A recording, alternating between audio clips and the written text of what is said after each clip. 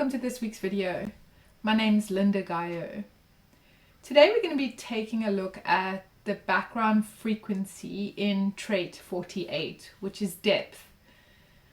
This is actually a trait that forms one of the only life force channels that I have in my design, so I'm quite familiar with it. And it is connected to our intuitive or our instinctual awareness. And so the depth really comes from this instinctive or intuitive memory over time, and we get to access our depth in a way that's almost not from the mind. It's from a much deeper place than the mind.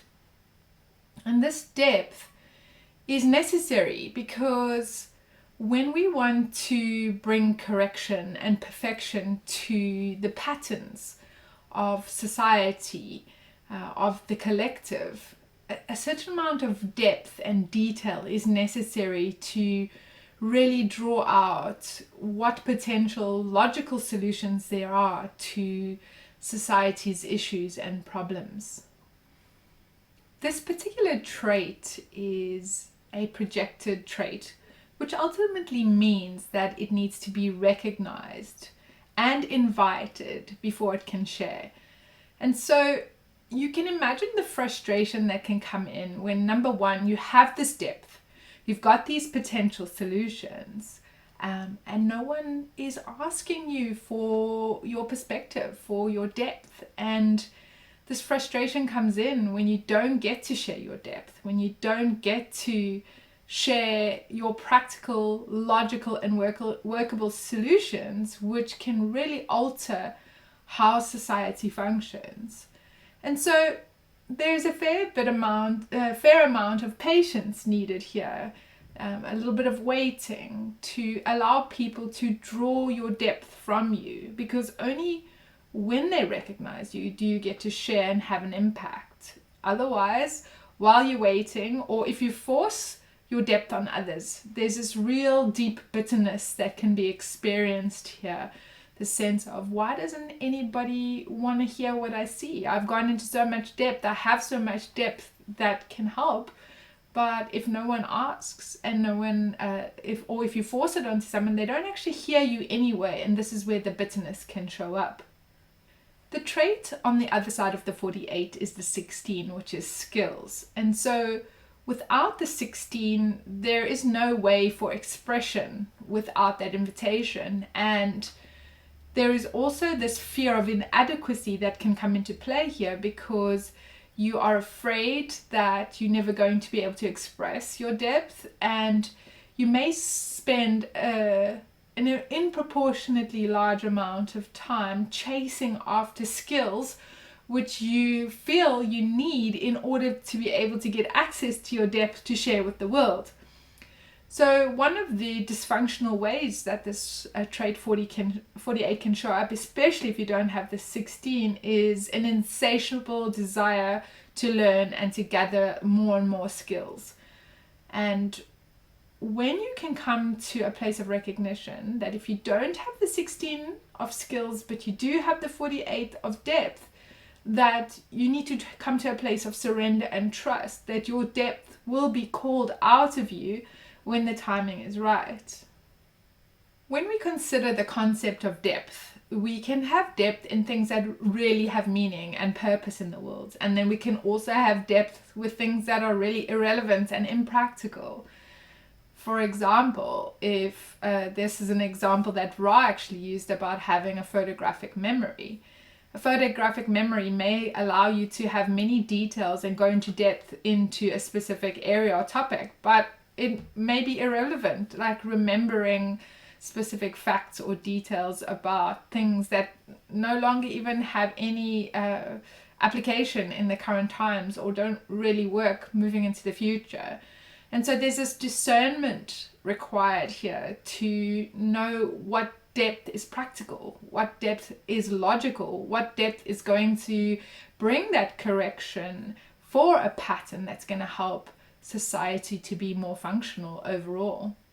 I mentioned that there's this certain level of frustration that can come with this trait where we don't get to express our depth. There's another element to it here as well, where if you think about depth as going into detail and really having the potential for solutions, so there may be 10 or 15 different possible solutions. Without access to resources or funds, one may never get the opportunity to actually experiment with and test and validate one of those potential solutions. And so this is another way that the frustration can show up, where you don't really get to see if your depth has a practical, workable application in real life. Now, trait 48 is part of life work that involves tension, and both this frustration and tension are a necessary element, because the tension allows us to really go into depth and to have that discernment about the depth, to have this almost insatiable drive to continuously find the right depth, the correct depth that is going to be usable and workable. Those with trait 48 see possibilities that other people don't, and it is all connected to patterns for the future. And when the trait 48 becomes involved, there is this opportunity to really provide a workable solution that is here for the common good of everybody, because this is linked to the 1858, which is involved with judgment and correction. And when we had a look at that side of this particular stream of energy, there was a sense of really looking after the rights, the basic human rights of human beings. And so building on that, here we see ensuring that the depth is applied in a way that brings common good for everyone.